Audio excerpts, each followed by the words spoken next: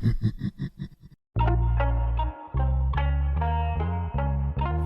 everyone, what's up? It's Chelsea VanBuskirk with the Heart AF podcast. Hope you guys are all doing well. I'm happy to be back to do another episode. I was talking last time about changing our perspectives, right? Changing the lens in which we see our world, coming from a place of love versus a place of fear where we can get totally misaligned looking through that fear lens, and how that can really bring us down and really have us live our lives in a more negative way than it needs to be, right? And sometimes changing our life and shifting things into a more positive way is shifting that perspective and seeing things through that love lens. And I've been talking about how I've gone through this painful experience a couple months ago and still recovering from that experience, because it was one of these earth-shattering, life-changing seasons of life that I think are definitely needed for our self-growth, for a positive change, to get our lives back into alignment for what's best for our highest good and how we can live life in a more happy, more aligned state. And I've been thinking about it because it is hard when you are stuck in that lower vibrational state, when you're still stuck in that pain. And here's the thing is, I was reflecting back on the book I mentioned last week, A Return to Love. I was revisiting some of the chapters that I'd highlighted, and one of the chapters was talking about how the ego thrives on pain, right? Like, it's very attached to pain. It's attached into that victimhood mindset, right? Our ego almost creates pain in a lot of ways, I think. Like, if you're somebody who has experienced a lot of trauma, whether that is early childhood trauma or just has gone through a lot of painful moments in our lives, we tend to like circle back and want to go back to these painful moments. Like, we get addicted to being in pain. Like, I know for me, whenever life is going well and I'm feeling good and happy, I'm just waiting for that next moment to happen where everything's going to come falling down, right? Because it's happened again and again in my life that it's almost like I expect it. I'm just waiting for that next traumatic moment. For a long time, it was always things with my dad. I've shared a little bit about his story. He was a quadriplegic. There was many health issues. He was, one of the most important people in my life. And I was always living on edge, like waiting for that phone call for the next time he was going to need to go to the hospital, or for that next in crisis moment, right? And I feel like our family has always just been that way. Like, the family I grew up with, like, there was always a crisis that was coming. Like, it was always a matter of time before the next crisis happened, right? And that just was the way I grew up. Whether it was my mom, she had another overdose, or, she was back in jail, or my sister got taken away again. But there was always something that was happening, right? Like, it was, life is smooth, I'm in my own little world, and then boom, another traumatic experience would happen, right? And I just kind of got used to that. And I think that's similar for other people who have experienced traumatic moments or painful moments in their lives, where you just get kind of hung up in that. And the other thing is, there's this thing called trauma bonding, right? Where we tend to seek out other people who have had these painful experiences, and we kind of attract to each other, and we bond about these shared, like, shitty life experiences. It becomes something that we can relate to others on.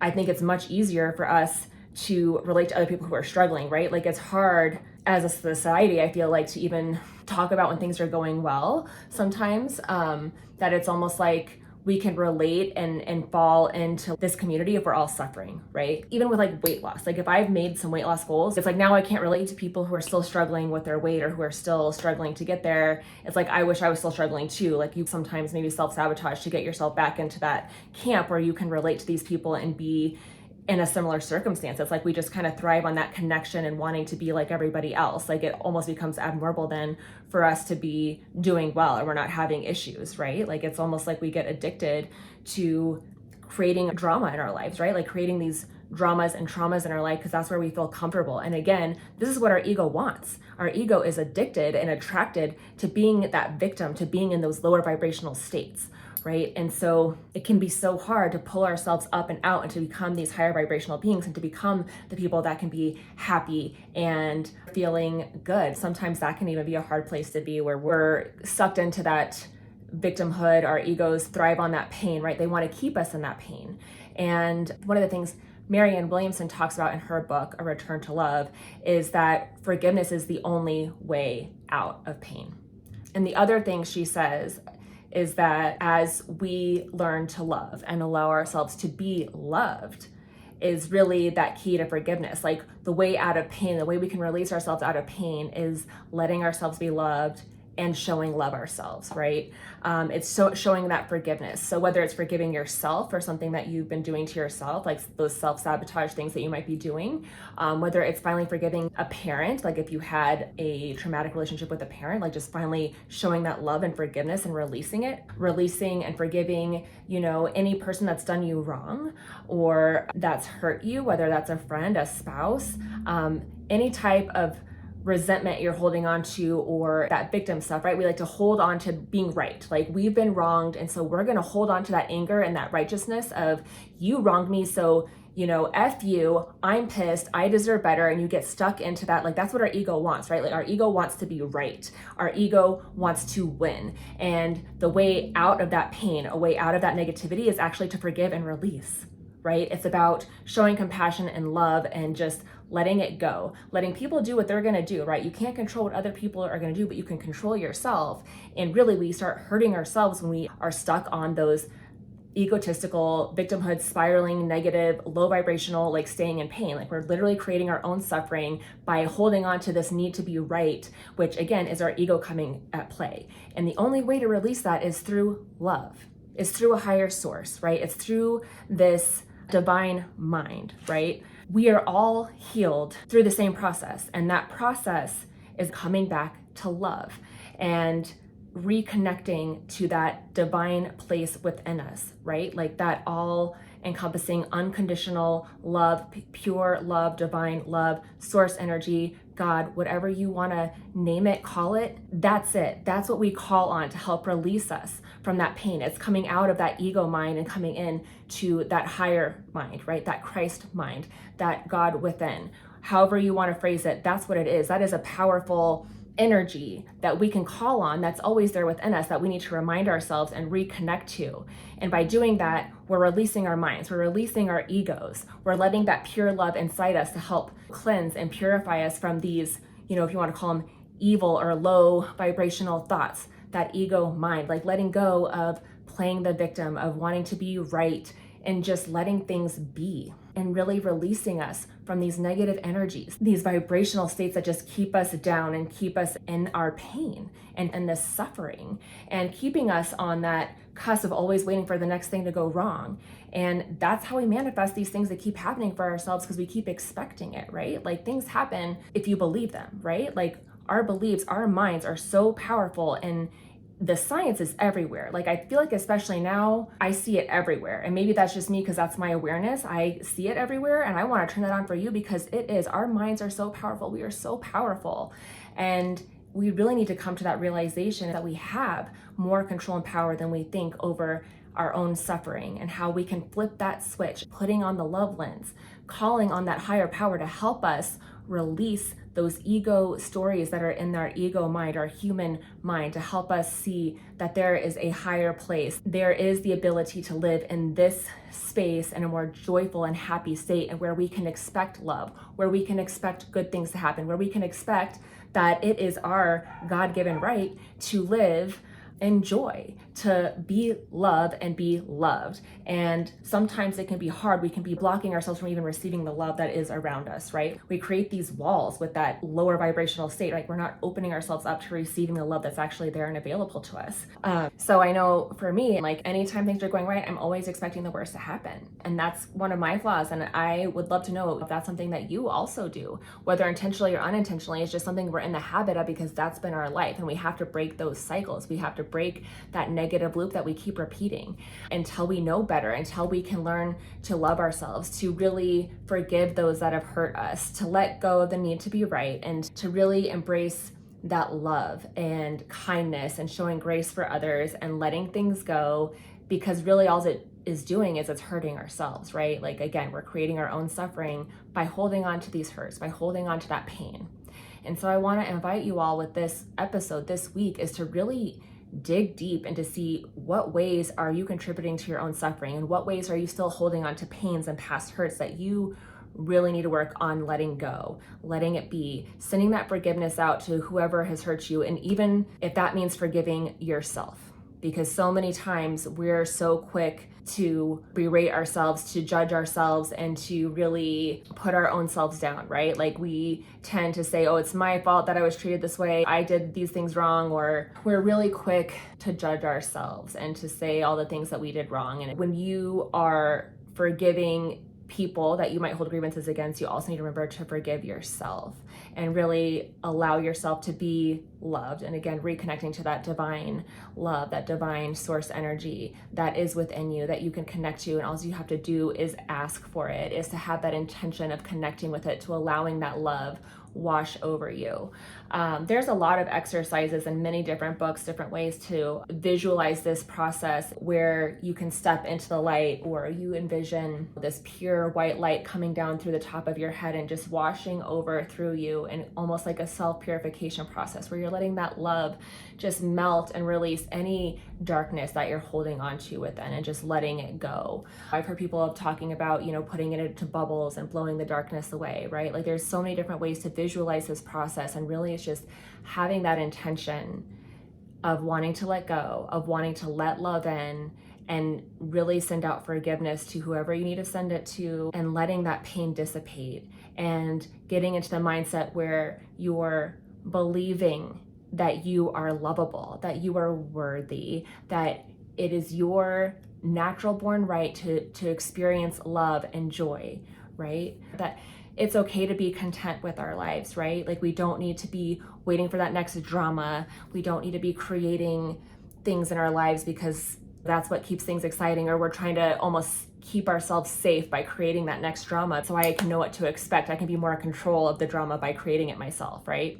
I feel like that's something that we do. I mean, I know for sure I do that all the time. Like I might create drama that's not even really there because that's what I'm used to doing, right? Like if I can stay in control, like if I want to find a way to keep myself safe, then I, again, create these walls, create these stories, create this drama around me that brings me pain. And it's like I can say, oh, I was right? Like we're manifesting stuff for ourselves. Like we can get stuck on I'm expecting the worst to happen, and the worst happens. That's the way the law of attraction works. So if it works that way, it also works the other way. So start expecting the best. I've talked about this.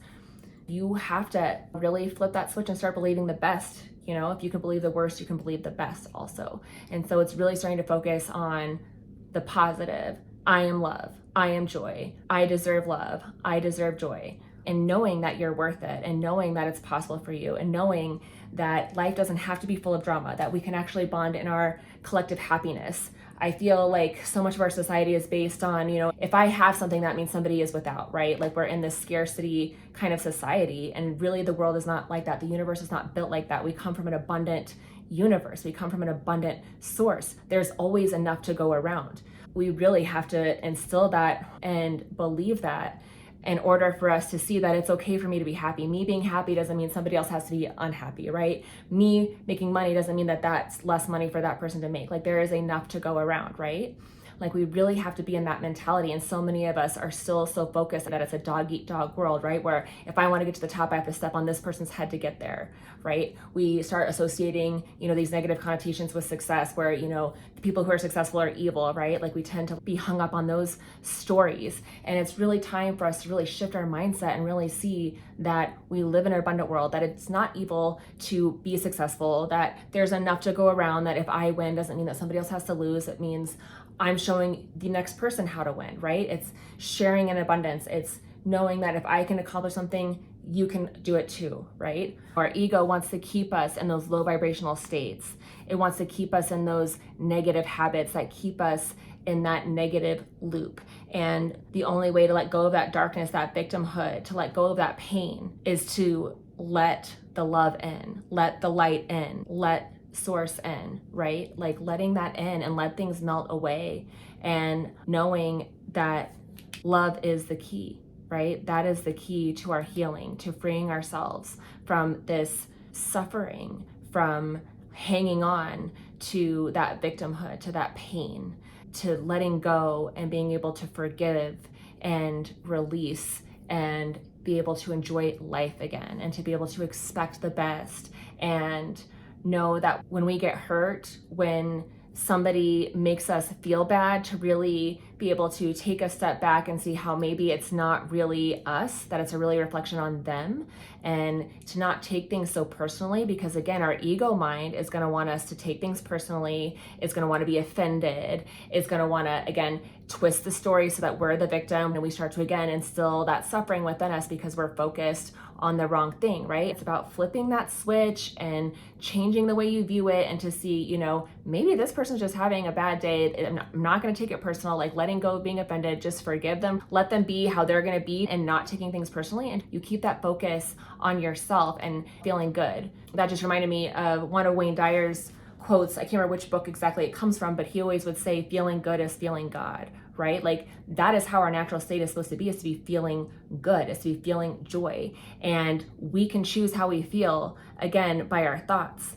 Our thoughts are so powerful. And a lot of times it's not the situation itself that causes us hurt and pain, it's how we're thinking about that situation. So again, we have to change our mindset and rewire our thinking so that we can see it in a different way, so that we can see it through that lens of love and not let it kill our vibe, right? Like being able to just keep moving through life in a joyful state, to not let these things come up, or being so offended all the time and letting ourselves get worked up again and bringing us down, right?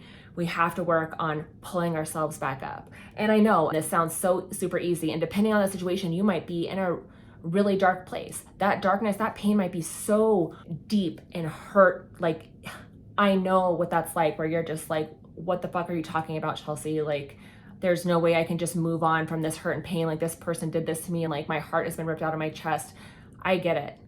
And it's not easy. And it's not like it happens instantaneously. But again, this is why I talk about where you're asking for help. You're asking a higher power to help you see things differently. You're asking for that help. It's a prayer. It's a meditation. It is a talk with that divine source, and asking for that energy to help ease your ego-based mind that's causing that hurt and pain within you. You can't do it all alone. Your humanness cannot do it all alone. You have to rely on that higher source. That higher pure love energy is what's going to help you get through. Something else that was talked about in this text was this 3-day period of asking for help and giving it 3 days, holding on for just 3 days after you've asked for that help from that universal love, from that source energy, from God, whatever you want to call it. Calling in that energy and asking for help to see things differently, to see things through that lens of love. Give it 3 days and see how you feel in 3 days, and see if things have not changed. And I think that's huge. So this week, I would love if you are experiencing any type of pain, if there is like that victimhood that's still in you, if there's a moment in the last week where you felt victimized or offended, why don't you reflect back on that and see if you can see things differently? See if you can let things go. See if there's a way that you can allow forgiveness to come through you. See if there's a way that you can let that love in, let things go, to boost yourself up, to get you in that higher vibrational state, to get back into love, to get back in to that state of mind where you're able to be content, where you find peace, where you can find joy, and let love in and let yourself be loved and experience the beauty of what life has to offer you. I'm going to link this book because it is so good, especially if you're going through stuff. And it talks about all different facets of life. Every time I read it, I pick up new little things, or things click, or I hear it a different way. It's really great. And I've really come to realize how much I've played a part in my own suffering, especially recently. Like, I'm still struggling. I'm not saying that like life doesn't happen and you still don't get upset, you still don't get angry. Like, that's bullshit. Like, life is life. Like, you're still gonna get annoyed. Like, life is a process. Our self-growth is a process. It's not like it ever stops. It's not like all of a sudden you just become like completely fine and you're always happy 100% all the time and you never get bothered. That's not reality. These are just tools to help you so you don't stay stuck in these painful moments. So you don't stay stuck in that victimhood. So you can work on the next time a thing happens, like start realizing, what is my role that I'm playing in my own suffering, right? Like, you start to become aware. So really all this is becoming more aware of our own actions and our own thoughts that are keeping us in certain low vibrational states where we are creating our own suffering and pain. That's what I want you to open your mind to and evaluate in your own life, to bring up, to be able to open you up to a greater awareness within yourself as a part of your self-growth. So thank you so much for showing up to the show. I appreciate all of my listeners. You can always find me on Facebook or Instagram. My handle is at Chelsea.VanBuskirk. I love it when people reach out or give me feedback, let me know. Super excited to be back to getting these episodes out more regularly. I've missed doing this. Please let me know how you're doing in the world and what might have been helpful. What did you get from this episode that is helping you see things maybe a little differently or changing your perspective?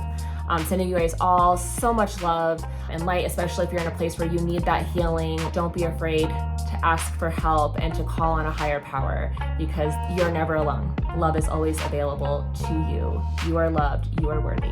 I'll see you guys next time.